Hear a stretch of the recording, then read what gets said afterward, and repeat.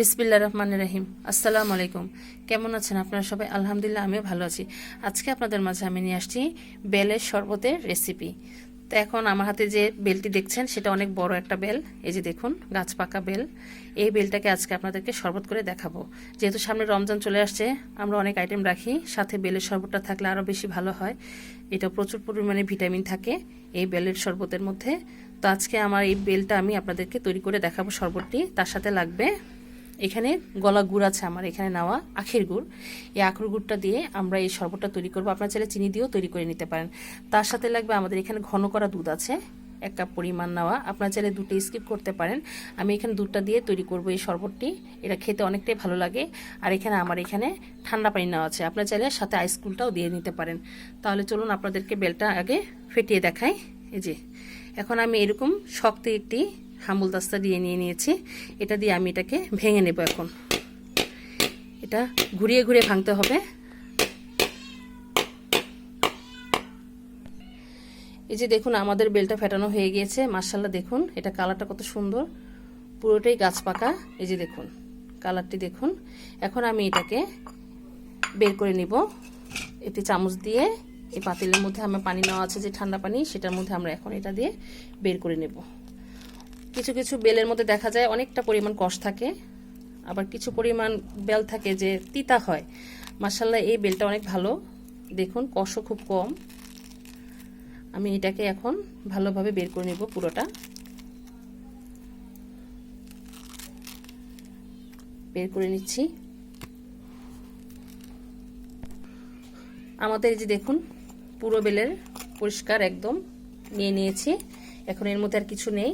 এখন আমি যা করব, এখন এটাকে আমি ভালোভাবে হাতে কষলিয়ে নেব। ঠিক এভাবে এই যে দেখুন ভালোভাবে কষলিয়ে নেওয়া লাগবে। যেহেতু এর মধ্যে প্রচুর পরিমাণ আঁশ থাকে, যে দেখুন আঁশ।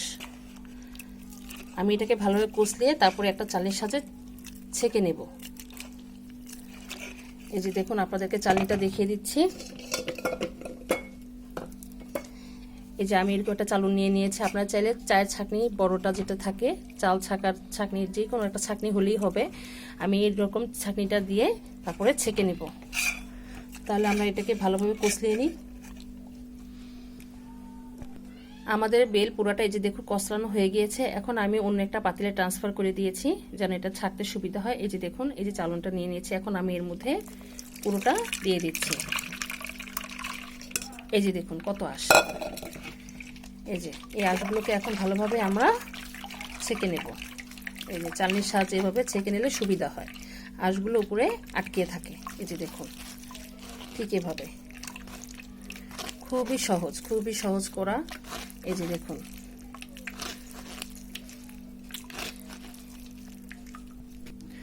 আমার পুরোটা ছাকা হয়ে গিয়েছে। এই যে দেখুন এই যে পানিটি বের হয়েছে।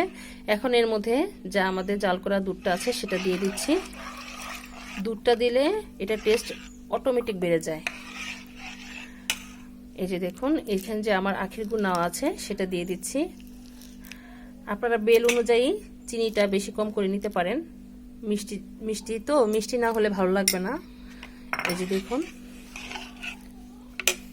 আমি একটু হাতে একটু এটাকে ভেঙে দিচ্ছি, তাহলে ভালোভাবে এটার সাথে গলে যাবে, গলে মিশে যাবে। এই যে দেখুন এখন আমি চামচের সাহায্যে ভালোভাবে এটাকে নেড়ে চেড়ে দিচ্ছি।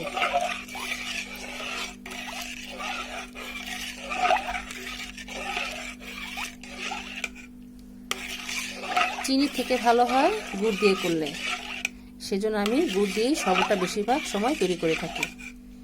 আমাদের এটা মিশে গিয়েছে গুলে। এখন আমি এটাকে গ্লাসে ঢেলে পরিবেশন করব। তৈরি হয়ে গেল আমাদের মজাদার বেলের শরবতের রেসিপি। মাশাআল্লাহ, দেখুন দেখতে কত ভালো আছে। এটা কিন্তু খেতে অসাধারণ মজা। আমি একটু চিনি দিয়ে দিয়েছি গ্লাসের উপরের অংশে, যেন মুখে পড়লে ভালো লাগে খেতে আরও। তো যাই হোক, আপনারা এর মধ্যে আইস দিয়ে নিতে পারেন, তাহলে আর একটু বেশি ভালো হয়। আমি আইসটা দিব না, আমার যেহেতু ঠান্ডা পানি দিয়ে তৈরি করা হয়েছে সেই জন্য আমি আইসটা দিয়ে দেখালাম না। তো আপনারা তৈরি করবেন, ইনশাল্লাহ আপনাদের আরও ভালো হবে। তো আমার এই বেলের শরবতের রেসিপিটা আপনাদের কাছে কেমন লেগেছে আমাদেরকে অবশ্যই কমেন্টে জানাবেন। আর আমার জন্য দোয়া করবেন, আমি যেন আপনাদের মাঝে রেসিপি নিয়ে আসতে পারি। তো আজ এই পর্যন্তই। আপনারা যেখানে আছেন ভালো থাকেন, সুস্থ থাকেন। আল্লাহ হাফেজ।